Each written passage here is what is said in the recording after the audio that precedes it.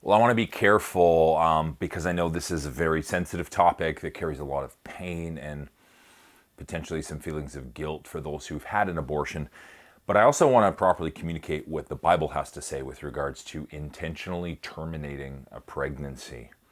While the Bible doesn't speak directly in the form of a command like thou shalt not have an abortion, it does present principles and teachings that speak loud and clearly to this topic.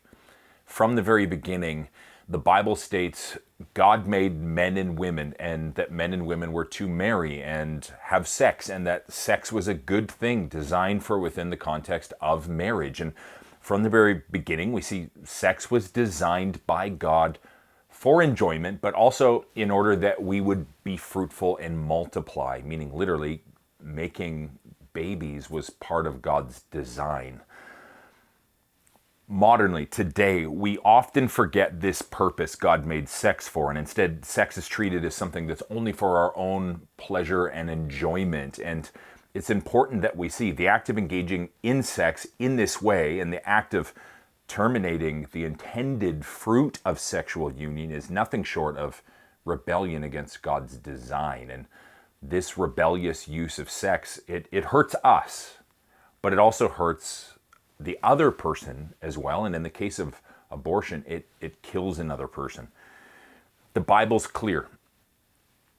Life begins at conception, and in Psalm 139, the Bible uses language that says God knits us together in our mother's womb, and that He knew us before we were even born. So terminating a pregnancy is both rebellion against God's ordered design, and it's destructive of God's work. And the pregnancy might be unplanned by the parents, but the Bible actually says that every life has a purpose and that God has a plan for every human life. And therefore, intentionally terminating a pregnancy disrupts this plan, and it goes against God's will. It sheds the innocent blood of another living being in order to make someone else's life easier. And it's an expression of doubt at its core of God's plan and design. It's only thinking of one's own good and doubting really at the core that God could make something beautiful come out of a situation that started in an unintended way.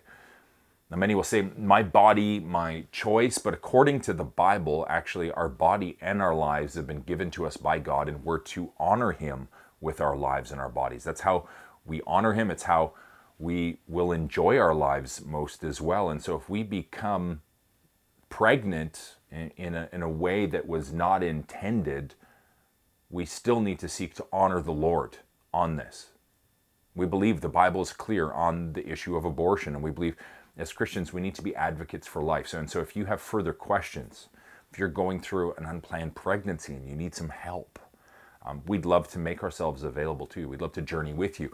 We help support a local organization that helps women through these difficult times, but just as a church body ourselves, we would love to be of help as well. And so if you need some help, if you have further questions, if you want to be connected to further resources, feel free to DM us, leave a comment, or check out praxischurch.ca.